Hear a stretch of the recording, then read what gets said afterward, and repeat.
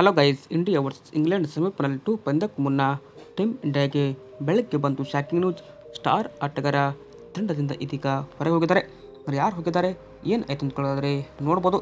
ನಮ್ಮ team India ಈ ಒಂದು ವರ್ಲ್ಡ್ ಕಪ್ನಲ್ಲಿ ಸೆಮಿಫೈನಲ್ 2 ಪಂದ್ಯವನ್ನು ಇಂಗ್ಲೆಂಡ್ ವಿರುದ್ಧ ಇಂದು ರಾತ್ರಿ 8 ಗಂಟೆಗೆ ಗಯಾನದಲ್ಲಿ ಆಡ್ತಿದೆ. ಈ ಒಂದು ಪಂದ್ಯಕ್ಕೂ ಮುನ್ನ ಟೀಮ್ ಇಂಡಿಯಾಗೆ ಇದು ದೊಡ್ಡ ಶಾಕಿಂಗ್ ನ್ಯೂಸ್ ಅಂತ ಹೇಳ್ಬೋದು. ಸ್ಟಾರ್ ಆಟಗಾರ ತಂಡದಿಂದ ಇದೀಗ ಹೊರಗೆ ಹೋಗಿದ್ದಾರೆ.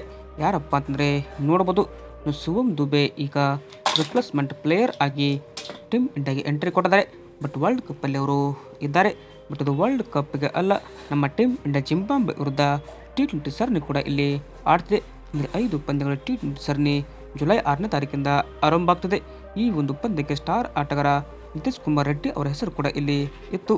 ಹೀಗಾಗಿ ನಿತೀಶ್ ಕುಮಾರ್ ಅವರು ಇಂಜುರಿ ಆಗಿರೋದ್ರಿಂದ ಹೀಗಾಗಿ ಅವರ ಒಂದು ಜಾಗಕ್ಕೆ ರಿಪ್ಲೇಸ್ಮೆಂಟ್ ಆಟಗಾರನಾಗಿ ಶಿವಮ್ ದುಬೆ ಈಗ ಎಂಟ್ರಿ ಕೊಟ್ಟಿದ್ದಾರೆ. ಇದು ನಮ್ಮ ಟೀಮ್ ಇಂಡಿಯಾಗೆ ಶಾಕಿಂಗ್ ನ್ಯೂಸ್ ಅಂತ ಹೇಳ್ಬೋದು. ನಿತೀಶ್ ಕುಮಾರ್ ರೆಡ್ಡಿ IPL ಕೂಡ ಅದ್ಭುತ ಪರ್ಫಾರ್ಮೆನ್ಸ್ ಕೊಟ್ಟಿದ್ರು.